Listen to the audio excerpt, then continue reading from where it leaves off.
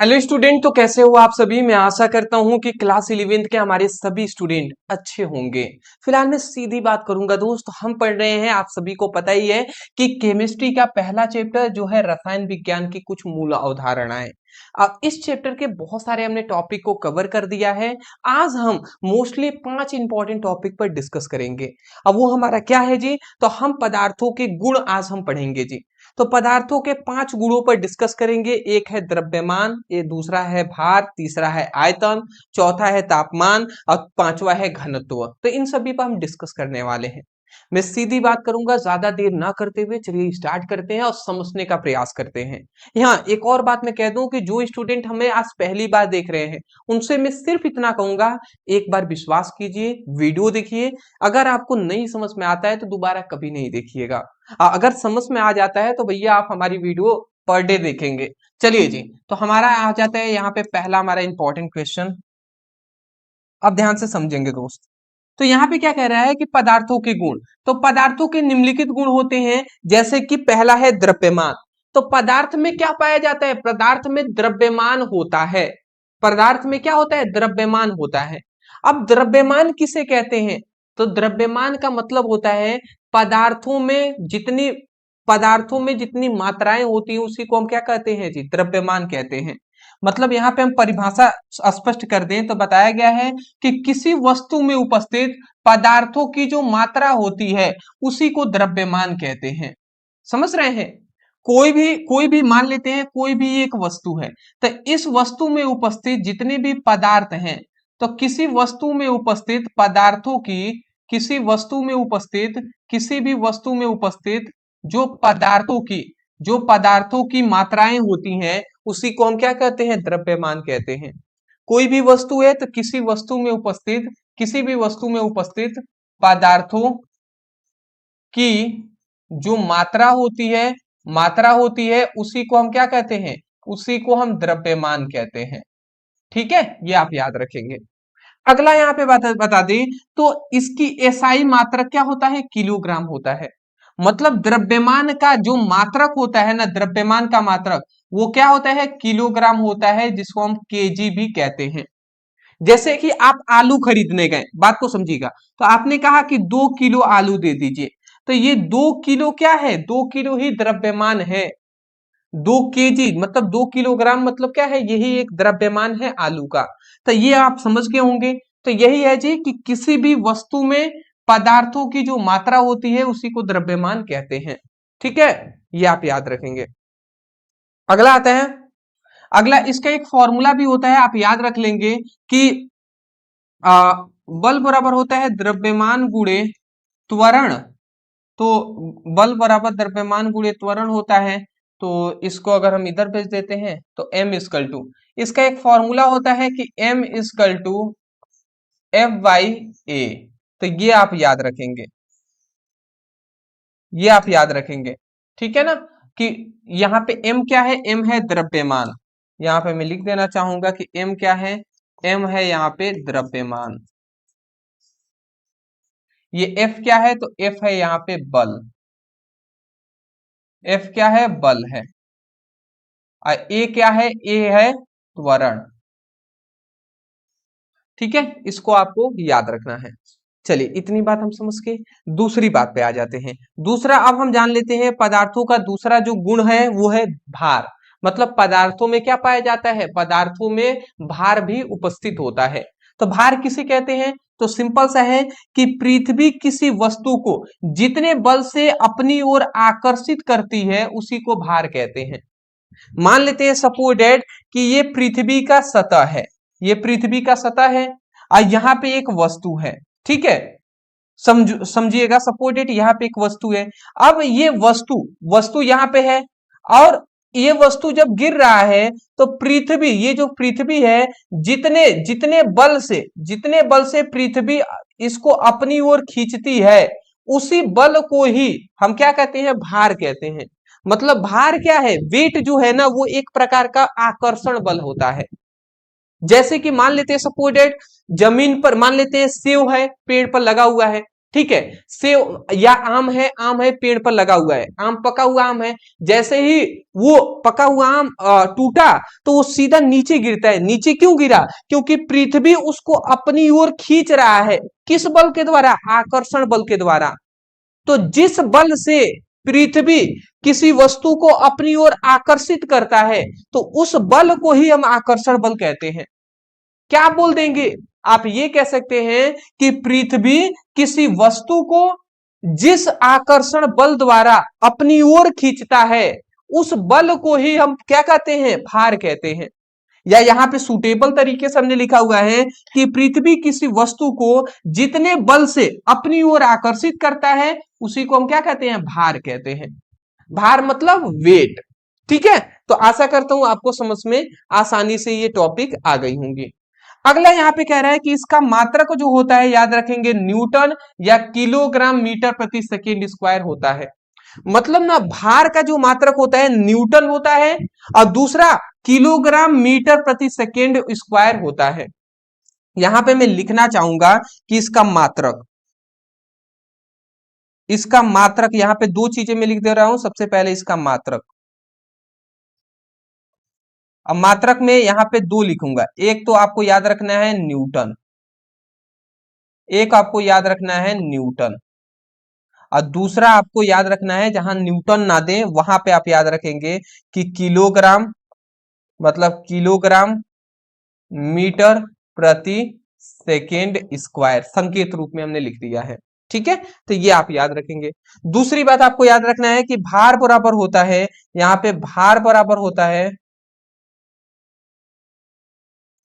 भार बराबर क्या होता है? द्रव्यमान गुणे त्वरण होता है।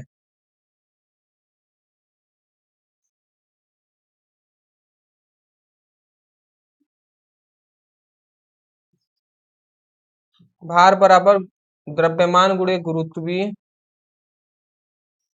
त्वरण।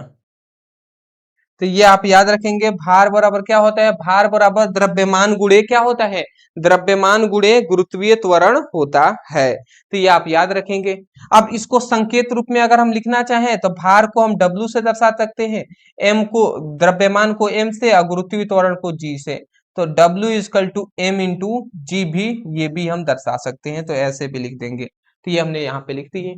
चलिए, इतनी बात आप समझ गए हैं, यहाँ पे मात्रक भी आप समझ गए। एक यहाँ पे हमने बात बताया है कि किसी वस्तु का द्रव्यमान प्रत्येक स्थान पर एक समान होता है। ये आप याद रखेंगे कि किसी भी वस्तु का जो द्रव्यमान होता है ना, वो कहीं पर भी एक समान ही होगा। जैसे कि अभी यहाँ पे हम है 25 किलो के, तो हम चंद्रमा पर भी चले जाएं या पहाड़ी इलाका पर ही चले जाएं, पूरे ब्रह्मांड में हम कहीं भी चले जाएं, तो हमारा जो द्रव्यमान होगा वो कितना होगा? वो 25 किलो का ही होगा, 25 किलो का ही होगा। परंतु भार जो है ना, वो बदलता रहता है, वेट बदलता रहता है। परंतु यहाँ पे वही बात लिखा गया है, किसी वस्तु का द्रव्यमान प्रत्येक स्थान पर, कहीं भी स्थान पर भी एक समान होता है, और भार का मान, भार का जो मान होता है वो प्रत्येक स्थान पर एक जैसा नहीं होता, एक जैसा नहीं होता है। मतलब भार का मान बदलता रहता है। मतलब अभी यहाँ पे अगर मान लेते हैं कि कोई भी चीज है, मान लेते हैं कोई वस्तु है, वहां पे कोई वस्तु है, उसको 50 न्यूटन के बल से कोई खींच रहा है पृथ्वी, तो चंद्रमा पे चले जाएंगे तो उसका भार कुछ अलग हो जाएगा। यहाँ पे जितना है उससे कम हो जाएगा चंद्रमा पर, क्योंकि वहां पे आकर्षण बल जो है वो कम है, इसीलिए चंद्रमा का आकर्षण बल कम होता है, इसी की वजह से। तो सिंपल सा इतना समझिए कि जो द्रव्यमान है वो नहीं बदलता, और जो भार है वो बदलता रहता है। ठीक है, चलिए अगला आता है तीसरा गुण, पदार्थों का जो है आयतन। तो आयतन किसे कहते हैं? तो सिंपल सी बात है कि कोई वस्तु जितना स्थान घेरता है उसी को हम आयतन कहते हैं। कोई भी वस्तु ना जितना स्थान घेरेगा वही उसका आयतन होगा। मान लेते हैं सपोजेट कि ये हमारा मान लेते हैं एक ये हमारा बोर्ड है। सपोजेट मान लीजिए ये हमारा बोर्ड है, तो ये बोर्ड की कुछ ना कुछ लंबाई होगी, कुछ ना कुछ चौड़ाई होगी, और इसका कुछ ना कुछ ऊंचाई भी, कितना मोटा है वो इसकी ऊंचाई भी तो होगी। तो सिंपल सा बात है कि आयतन का मतलब है कि ये कितना स्थान घेरा है। तो स्थान कैसे हम पता लगाएंगे? लंबाई, चौड़ाई और ऊंचाई सभी को हम गुणा करा देंगे तभी मालूम चलेगा। तो यही बात है, आयतन का अगर कोई परिभाषा पूछे तो कह दीजिएगा कि कोई वस्तु जितना स्थान घेरता है वही उसका आयतन है जी। ठीक है। आयतन का फॉर्मूला अगर बात कर लें तो आयतन बराबर यहां पे होता है कि आयतन बराबर होता है कि वस्तु की लंबाई गुणे चौड़ाई, गुणे चौड़ाई को बी से लिखते हैं ना, तो लंबाई गुणे चौड़ाई गुणे क्या होता है? ऊंचाई। तो ये आप याद रखेंगे आयतन का, लंबाई गुणे चौड़ाई गुणे ऊंचाई होता है। तो ये आप लिख लीजिएगा आयतन का। यहाँ पे एक और चीज मैं बता दूं कि आयतन का मात्रक जो याद रखेंगे, मीटर क्यूब भी होता है, सेंटीमीटर क्यूब भी होता है, एमएल भी होता है, और लीटर, यहाँ पे लीटर होना चाहिए, लीटर, मीटर नहीं लीटर भी होता है। ठीक है ना, लीटर भी होता है, मिलीलीटर भी होता है आयतन का मात्रक। तो ये सभी याद रखेंगे। अगला बात है याद रखेंगे कि किसी भी गैस को, किसी गैस के लिए पात्र का आयतन ही उस गैस का आयतन कहलाएगा। किसी भी गैस को हम जिस जिस बोतल में भरेंगे उसी का आकार ले लेगा। तो जो कहा ये जा रहा है कि किसी गैस के लिए पात्र का जो आयतन होगा ना वही उस गैस का भी आयतन कहलाएगा। क्यों? क्योंकि जिस जिस बोतल में हम गैस को भरेंगे उसी का आकार गैस ले लेगा। तो जो बोतल का आयतन होगा वही गैस का भी आयतन होगा। यही तो बात कहा गया। आशा करता हूं समझ गए होंगे। स्क्रीनशॉट ले लीजिए। अच्छी बात है। तो यहां तक हमारा क्लियर हो चुका होगा, आप सभी को क्लियर हो गया ना? ठीक है जी। तो आगे बढ़ जाते हैं। अगला हमारा आता है घनत्व। घनत्व मतलब डेंसिटी, डी से हम दर्शाते हैं जी। तो घनत्व किसे कहते हैं? घनत्व बराबर क्या होता है? घनत्व का यहाँ पे परिभाषा लिखा है कि एकांक आयतन में उपस्थित पदार्थों की मात्रा को ही हम क्या कहते हैं? घनत्व कहते हैं। मतलब एकांक आयतन में उपस्थित पदार्थों का जो मात्रा होती है या पदार्थों का हम कह सकते हैं द्रव्यमान होता है, उसी को घनत्व कहते हैं। घनत्व का एक फॉर्मूला होता है कि घनत्व इक्वल टू, घनत्व बराबर क्या होता है? द्रव्यमान बटे आयतन। द्रव्यमान बटे आयतन, ये घनत्व का एक क्या है? फॉर्मूला है। तो घनत्व बराबर क्या होता है? द्रव्यमान बटे आयतन होता है। अब देखिए यहाँ पे मैं ये कह रहा हूं कि यदि हम आयतन को एक ले लेते हैं, एक मतलब होता है एकांक, तो अगर हम आयतन को एक ले लेते हैं तो अगर एकांक आयतन में हम ये कह सकते हैं कि एकांक आयतन में उपस्थित पदार्थों का जो द्रव्यमान होता है वही हमारा क्या है? घनत्व है। द्रव्यमान का मतलब ही होता है कि द्रव्यमान, किसी भी वस्तु का द्रव्यमान का मतलब क्या है? कि वस्तु में पदार्थों की मात्रा कितनी है, पदार्थों की मात्रा को ही तो द्रव्यमान कहते हैं ना। तो हम ये कह सकते हैं, दो तरीके से कह सकते हैं। पहला कि एकांक आयतन में उपस्थित पदार्थों का द्रव्यमान घनत्व कहलाता है, या आप ये कह सकते हैं कि एकांक आयतन में उपस्थित पदार्थों की मात्रा को हम घनत्व कहते हैं। सिंपल सा है। तो ये दोनों में से कोई भी आप बोल सकते हैं। चलिए, इतना आप परिभाषा छोटा सा है, इतना लिखने के बाद ये फॉर्मूला लिख लीजिएगा। इसको संकेत रूप में कहें तो डेंसिटी, घनत्व को v से दर्शाते हैं, और द्रव्यमान को हम किससे? m से दर्शाते हैं, और यहाँ पे आयतन को भी, सॉरी, घनत्व को हम d से दर्शाते हैं, और यहाँ पे आयतन को हम किससे दर्शाते हैं? तो v से दर्शाते हैं। तो याद रखेंगे D equal to M by भी होता है, तो ये आप लिख लीजिएगा। तीसरी बात, यहाँ पे इसकी मात्रक का बहुत बार पूछा जाता है, तो इसका मैं मात्रक भी बता दूं, तो मात्रक होता है किलोग्राम प्रति मीटर क्यूब। तो ये इसका मात्रक होता है किलोग्राम प्रति मीटर क्यूब। तो ये इसका मात्रक याद रखेंगे। चलिए, इतनी बात समझ के अच्छी बात है। अगला हमारा आता है तापमान। अगला हमारा गुण क्या है जी? तापमान। पदार्थों का पांचवा गुण है तापमान। पदार्थों में तापमान भी पाया जाता है। अब तापमान किसे कहते हैं? तो किसी वस्तु में उपस्थित उष्मीय ऊर्जा की जो माप को ही हम वस्तु का तापमान कहते हैं। मतलब किसी वस्तु में जितना उष्मीय ऊर्जा होगा वही उसका तापमान कहलाएगा, उस वस्तु का। तो सीधी बात है कि किसी वस्तु में उपस्थित उष्मीय ऊर्जा का जो माप होता है, ठीक है, वही हमारा वस्तु का तापमान कहलाता है।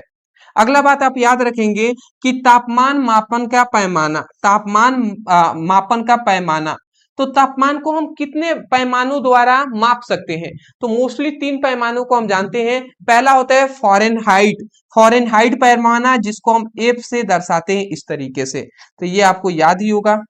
दूसरा होता है सेल्सियस पैमाना, जिसको हम सेल्सियस इस तरीके से दर्शाते हैं, तो ये आप याद रखेंगे संकेत। और तीसरा होता है केल्विन, जिसको हम के से दर्शाते हैं। तो 3 तरीके से हम तापमान को मापते हैं, एक फॉरेनहाइट में, एक सेल्सियस में, एक केल्विन में। तीसरी यहाँ पे बात कर लें कि हमारे शरीर का जो तापमान होता है, याद रखेंगे 37 डिग्री सेल्सियस से लेकर 98.6 डिग्री सेल्सियस होता है। अगर इससे अगर ज्यादा हुआ तो हमें बुखार हो जाएगा, ये आप याद रखेंगे। कमरे का जो तापमान होता है, रूम जो टेम्परेचर होता है, वो याद रखेंगे 25 डिग्री सेल्सियस से लेकर 77 डिग्री सेल्सियस तक होता है, तो ये आपको याद रखना है। तो चलिए दोस्त, हमने जो आपसे प्रॉमिस किया था, क्या प्रॉमिस किया था कि पदार्थों के गुण धर्मों को आज हम जानेंगे, तो वो हमने जान लिया। अदरवाइज मैं यही कहूंगा कि अगर आपको कोई भी डाउट हुआ हो तो वो आप हमें कमेंट सेक्शन में जरूर पूछ लीजिएगा। अगर आपको हमारी जो सिखाया हुआ पढ़ाया हुआ समझ में आता है तो वो भी आप हमें कमेंट सेक्शन में अपनी जो राय है उसको साझा जरूर करेंगे।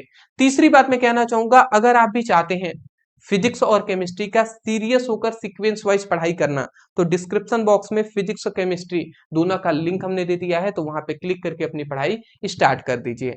इंस्टाग्राम का लिंक है, फॉलो जरूर कर लीजिएगा।